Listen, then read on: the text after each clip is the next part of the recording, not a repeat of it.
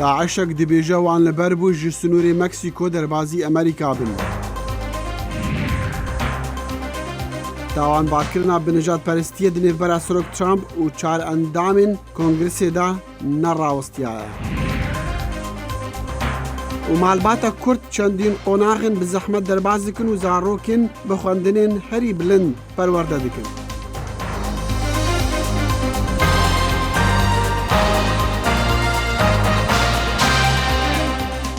سلااف و ڕێز و هیڤێن دەمە خۆش دەگەڵ کورد کۆنەکشن ji dengê ئەمریکا li Washington.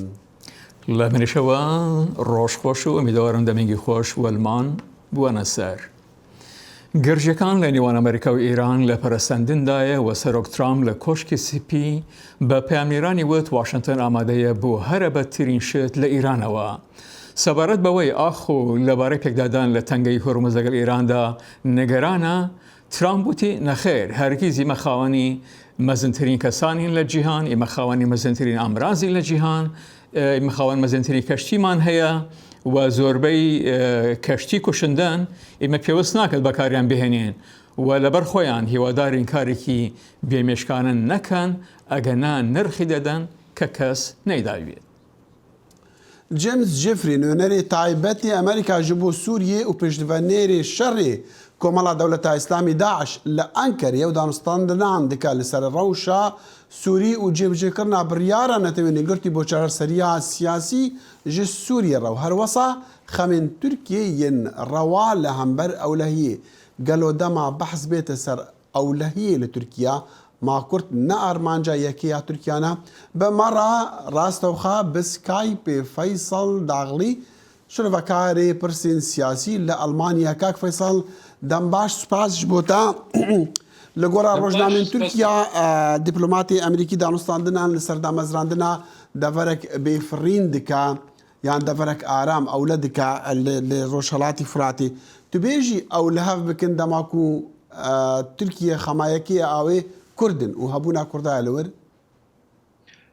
Li gor qenaeta min Tirkiye neçare di encam de damezrandineke herema ewle qebûl bike û James Jeffrey teqrîben salekê ku wek nûnerê an jî berpirsê têkiliyên Kurd û Tirkan bo meseleyê Rojava an jî Bakurê Sûriyê hatiye wezîfedarkirin bi vî karî re xerîke. Ev teqrîben hatinî şeşeman hefteme yê James Jeffrey bo Ankara.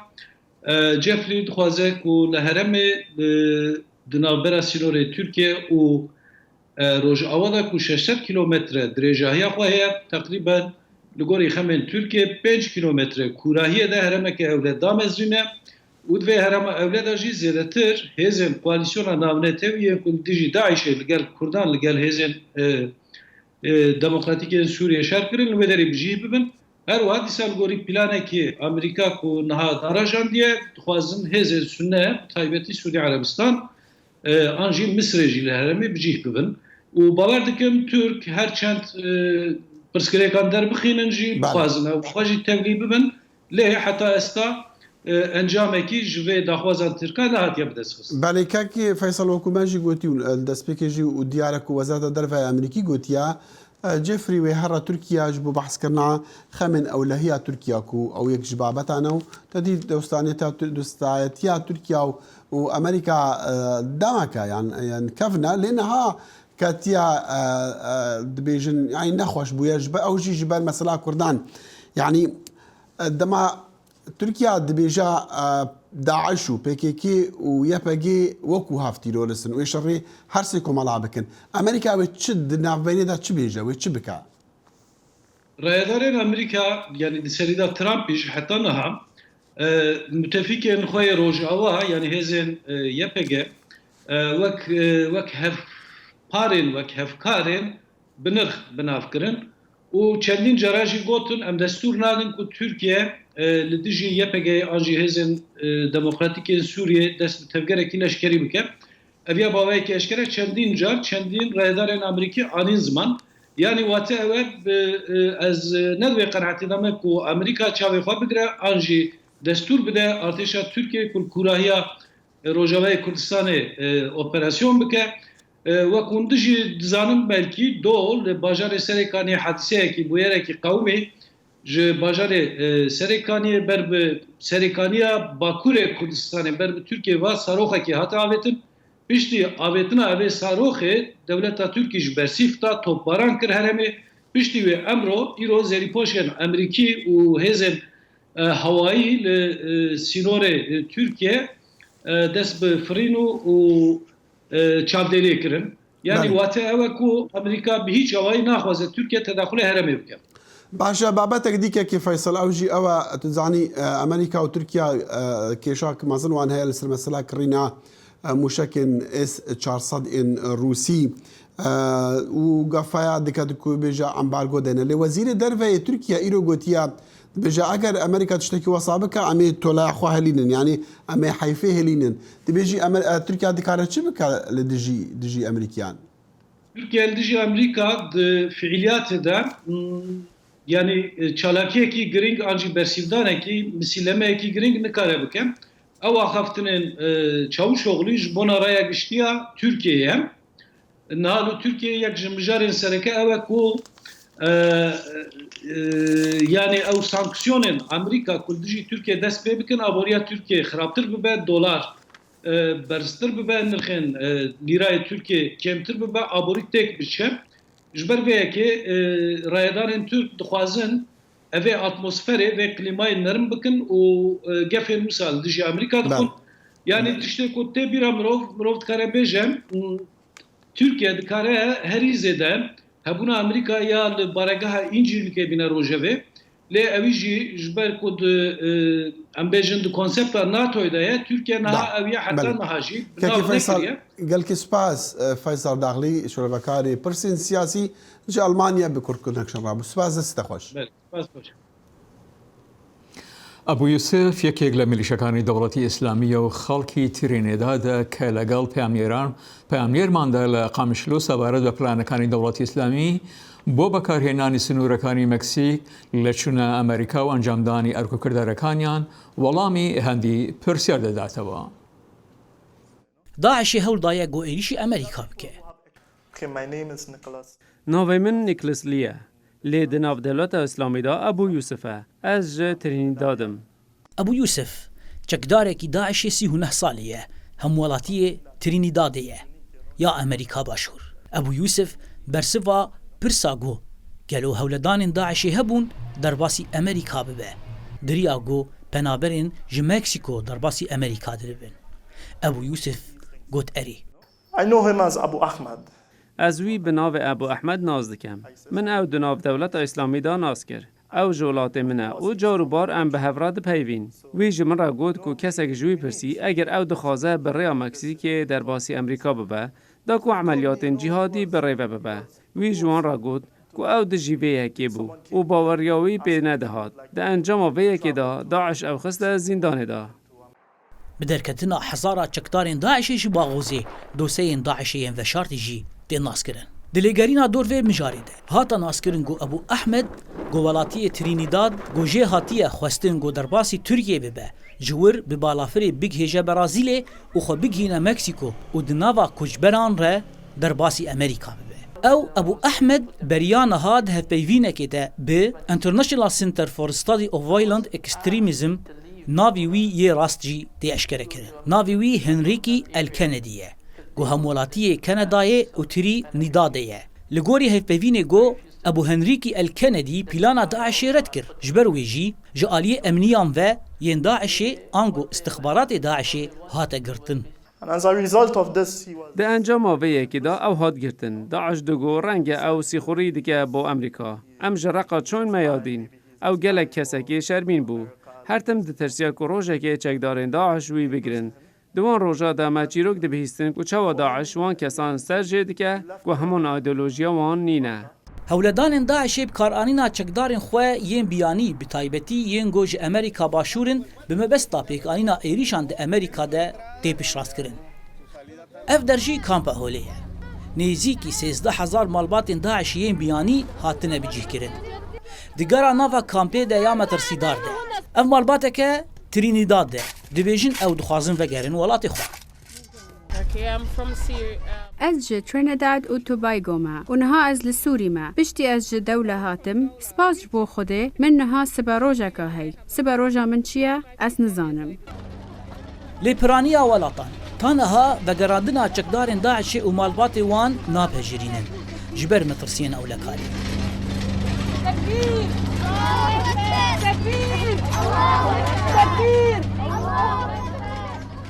هات ناسکرنگو مالبات و چکدارین داعشین گوش امریکا باشورن دریا برازیل ره به بالافر گهشتنه ترکیه او یک جی جبرگو فیزا دناو برا ترکیه و برازیل ده هاتی راکرن هولدان داعش در باسبونا امریکا او جی به همان ریکیه لی نهاته پیش راست کرن گو هولدان داعش چونه سری یا نه آنکو گلو چکدارین داعش گهشتنه مکسیکو آن در باسی امریکا بونه یا نه زانا عمر دنگی امریکا کامپا هولی وعربين سنيين كركوكي دي بيجن وان شرطين بيش وقت هنا جبو دانستاندنا لسر شارع سريان جبرز جريكن كركوكي را او شادجي ديار كرنا شارع نويسي خورتين وان ين وندا بوينا و بەرپرسانی کوردیش دەڵێن عەرەبی سونە کوژاوەکانی شەڕی داعشیشی کردووەتە ماڵ بەسەر دەستگا ئاسایشەکانی هەرێمەوە. عەرەبی سونە دۆسیەی بێسەر و شوێنکراوەکانی هەڵدەداتەوە و دەستگا ئەمنیەکانی یەکێتی و پارتی تۆمەتبار دەکات. بەرپرسانی کوردیش تۆمەتەکە ڕەت دەکەنەوە. ڕۆژی شەممە کەسوکاری بێسەر و شوێنکراوەکان چوونە بینای پارێزگای کەرکووک و داوای ئاشکراکردنی چارەنووسی کەسوکارەکانیان کرد. بەرپرسێکی عەرەبی سونەش دەڵێت چەندین دانیشتنی نهێنیان لەبارەی چارەنووسی بێسەر و شوێنکراوەکانەوە لەگەڵ بەرپرسانی کورد ئەنجام داوە. المكون العربي پێکهاتی عربی پەنجەی تۆمەت بۆ لایەنە کوردیەکان درێژ دەکەن کەی داری کەرکووکیان بەردەست بوو لە ئاسایش و پێشمەرگا فۆرمەکان لەلایەن کەسوکاری گیراوەکانەوە بە بەڵگەوە ئامادە کراون لەسەر دەستگیرکردن و ڕفاندنی کەسوکاریان بە چەندین ڕێگا بەتایبەت لە کاتی پەڕینەوەیاندا و لەو ناوچانەی داعش باڵە دەست بووە بەسەریاندا هەندێکیان دیار نین هەندێکیشان لە زیندانەکانی هەرێمن.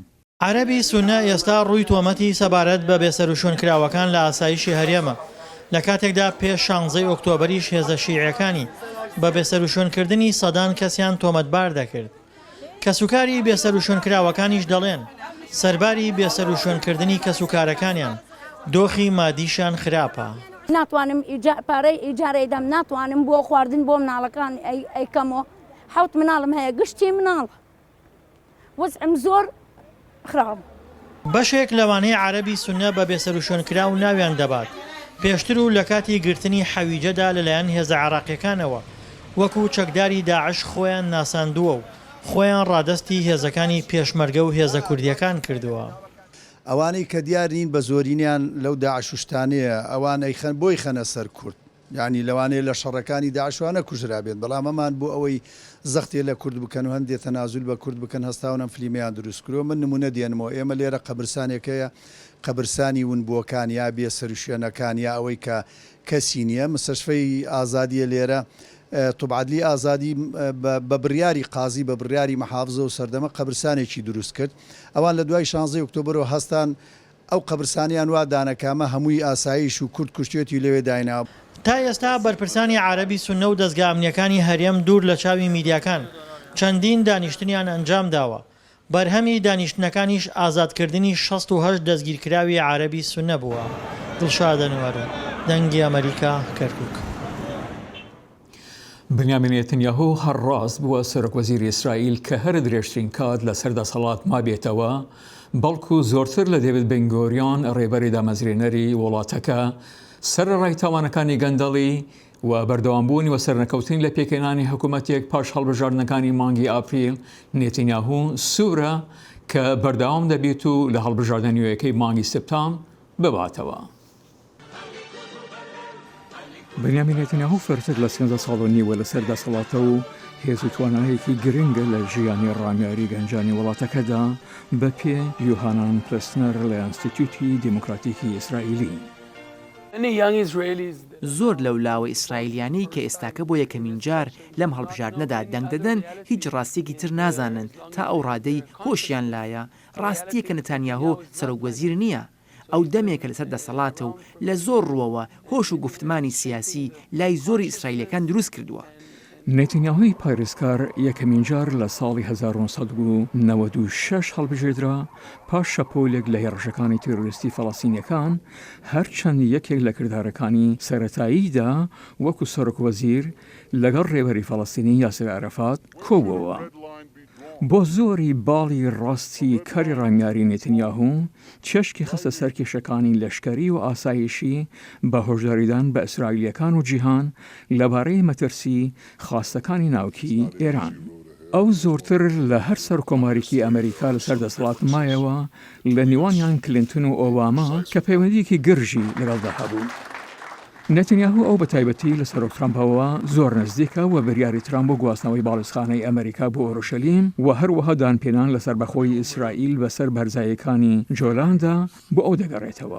نێتنیاهو ڕۆبەڕۆوی شەپۆلێک لە بۆختانەکانی گەندەڵیە کە لەوانەیە لە کۆتاییدا زۆری بەسەر بهێنێ دەست لە کار بکێشێتەوە.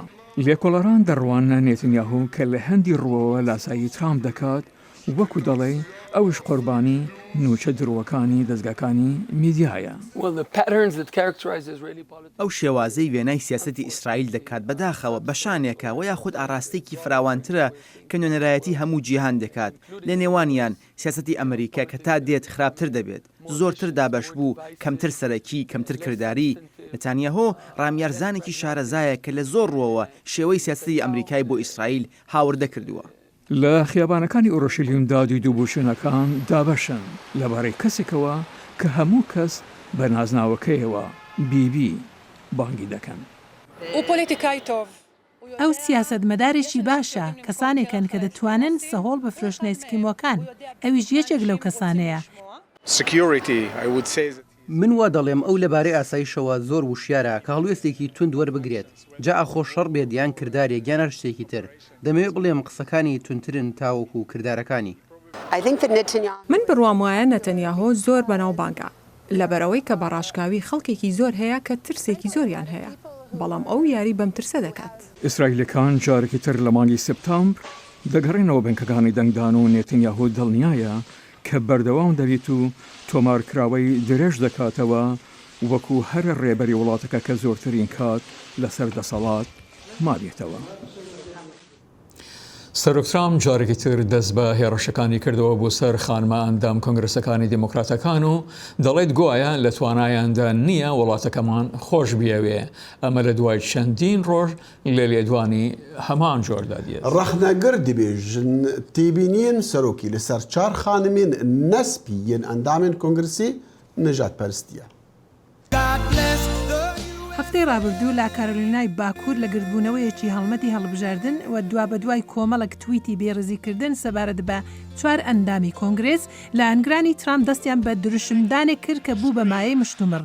دروشمی بینێرەوە وڵاتەکەی بۆ ماوەی 13 چرکە بەردەوام بوو بەر لەوەی ترامپ دەست بە وتارەکەی بکاتەوە. لە واشنگتن پاش ناپەسەندکرانی زۆری دروشمەکە ترامپ هەوڵیدا خۆی لێ دوور بخاتەوە. یەکشەمە ترامپ لە تویتێکدا توانای یاسادانەرەکانی بۆ خۆشویستنی ئەمریکا خستە ژێرپرسیار. ئەوە دروشمێکی گەورە بوو. من هێندێک پێم ناخۆش بوو.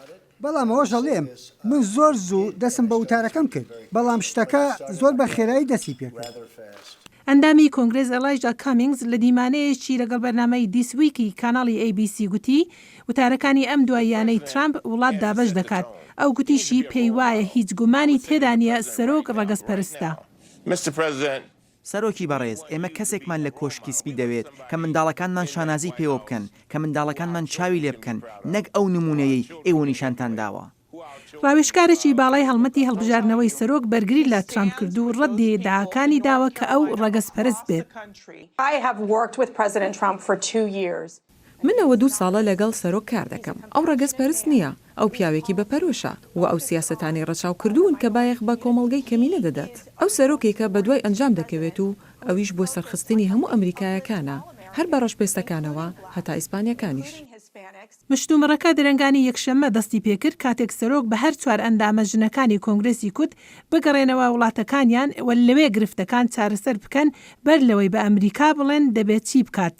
3 لە ژنەکان لە ئەمریکا لەدایک بوونە و هەر 4یان وڵاتی ئەمریکاین. ئەم قسانەی کۆشکی سپی جێی شەرمە و قێزەوەنن قسەکانی ئەو ڕەگەزپەرستانن. سێشەممە ئەنجومەنی نوێنەران دەنجیدا بۆ ناپەسەندکردنی قسەکانی سەرۆک تەنیا 4 کۆماری خۆیاندا پاڵ دموکراتەکان ئەوەی تر هەردوولایەن بەهێڵی حزبایەتی دەنجیاندا. پەروەردە و فێرکردن پرسێکی سەرەکی بووە بۆ کەندیدەکانی دیموکراتەکان لە کێبڕکەکانی سەرۆکایەتی ساڵی 2020 بە تایبەتی کە بە دوای بەدەستهێنانی پشتگیری گەنجەکاندان کە جگای ئەوانە دەگرنەوە کە ئێستاکە تەمەنیان لە 60ەکاندایە و گەورەترین بەشی دەنگدەرانن. بەڵام پەروەردە و فێرکردن تەنها نەگەرانی ئەو گەنجانە نییە، بەڵکو کێشەکانی تری کۆمەڵایەتی شیانی هەیە هانیان بدات بۆ دەنگدان لە ساڵی 2020. سەمانتە مەکئالیستر لە واشنگتن لە زانینگەها ئەمریکن یونیڤرسیتە خوێندەوانە ئەو دەبێژە بووهایە زانینگەهان پڕ زێدە بوونە و ئەو بووهابوون ژە پرسکەرەکە هەر مەزنە بۆ خوێندەوانان دە ئەمریوێدە. بەهبوونا زانینگەهان ji bo xwendevanan pir bi zehmet bûye. Kulîjû zanîngehên dewletê jî bir bi biha bûyne. Ji xwe zanîngehên şexsî wekû ku ez tê dame zêde bibihanin. Ku zanîngeha min jî li nav zanîngehên pirbihadanî ne. Sonya Coleman ji saziyê Young Invincibles ev rast dike. Ez difikirim ku xwendina bilind gelekî biha bûye û deynê perwerdê pirsgirêkeka mezin e. Ew bandorê dike li ser xwendina ciwanan û ji bo gencên ku karibin malekê bistînin, ev perê zanîngehê herî girîng e û hem ser jiyana wan û hem di hêla derfetên aborî de bandorê wê heye. Berbijarên demokrat bo serokatiyê çendin pêşniyar ji bo perwerdeyê pêşkeşî ciwanan kirine ku piştgiriya wan bistînin, hinek ji van jiyên din bêhtir rastin. Ez wê barê dema ku afûkirina deyînê perwerdê planeke lawaz e. Bi taybet ji ber ku afûkirina deyîna berfir e nemumkin e. Ew pir bihaya û polîtîkayeke baş jî nîne. Kolêjeke bêpere yan jî tiştekî nêzîkî wê çavlirêyek û pêk were. Ehtimale ku kolêjeke erzantir be deynê wê çêbe. Ji bilî perwerdehî dengderên ciwan ji hinek pirsgirêkên civakî jê nerazînin. Ez difikirim yadin jî bîma sexlemiyê ye. Em di wê warê de gav davêjin û hejmara ciwanin bê bîma sexlemiyê kêm bûn. Lê piştî ku em bi ciwanan re axivîn, ez difikirim ku berpirsiyariya me heye. Ew gelekî dixwazin bîma sexlemiyê ji bo her kesî çêbe. Ew derfeteka aboriye bo ciwanan ji ber ku moçê wan zêde nabe û hewd. Hinek ji wan pirsgirêkan ji bo ev neslê ye, ji ber ku ev pirsgirêkan berê tune bûn. Ez difikirim ku guherandina civakî ku ciwan bikaribin bigehêjin dengê sindoqan û mafê koçberiyê herî girîng pirsgirêk e bo ciwanan û kesin ku jiyaneka serkeftî xeyal dikin. Li gor bîrpirsên ciwakiya stûya siyasetê ya zanîngeha Harvardê berbijarên wek Joe Biden û Bernie Sanders bêhtir piştgiriya ciwanan digirin, lê ji biharê vir ve Senator Elizabeth Warren û şareder Indiana Pete Buttigieg jî niha popüler bûne. Di hilbijartina 2020 de ve hejmara dengderên ciwan zêdetir be. Piranî dengderên ciwan naçin ser sindoqan, lê ev pê derpê diguhere û divê ku siyasetmedar kampeyna xwe li ser daxwazên ciwanan çê bikin.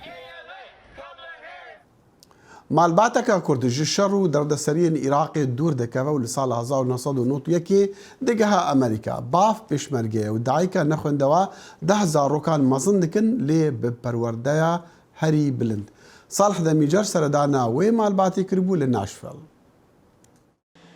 Ji bo parastin û pêşxistina zarokên xwe Nûrî Abdullah ku bi navê Seyid Nûrî tênasîn û xanima wî Nesîma perwestiyan û rastî gelek zehmetiyan hatin çi li welêt û çi jî li vir.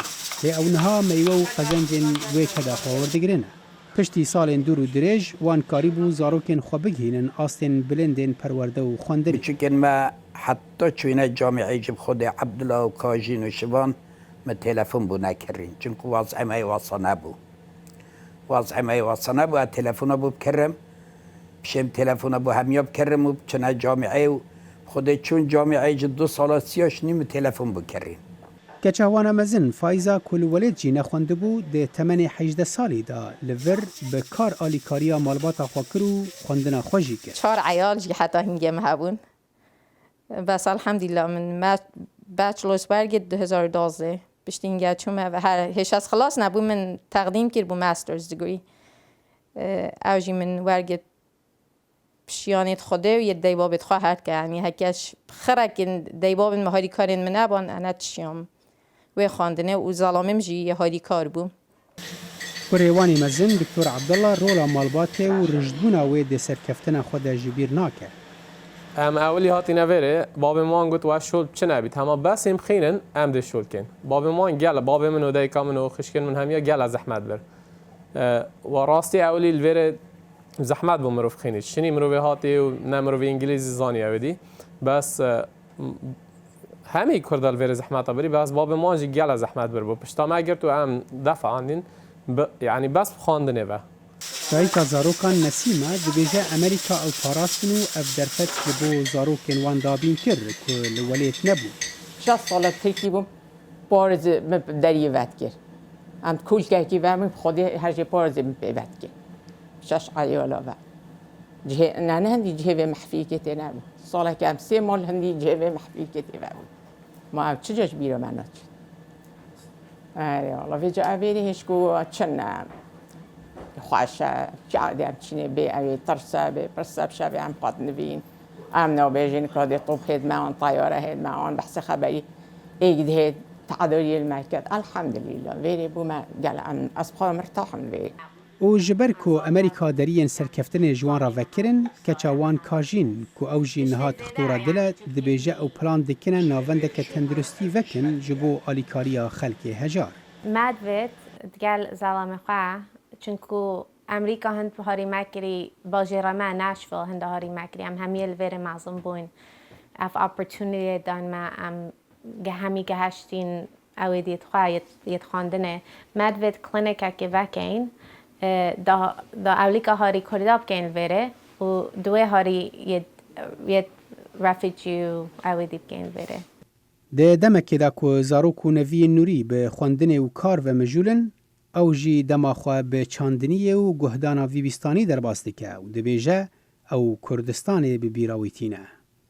جه باجار ناشویل ولایت تنسی صالح دمیجر دنگ امریکا.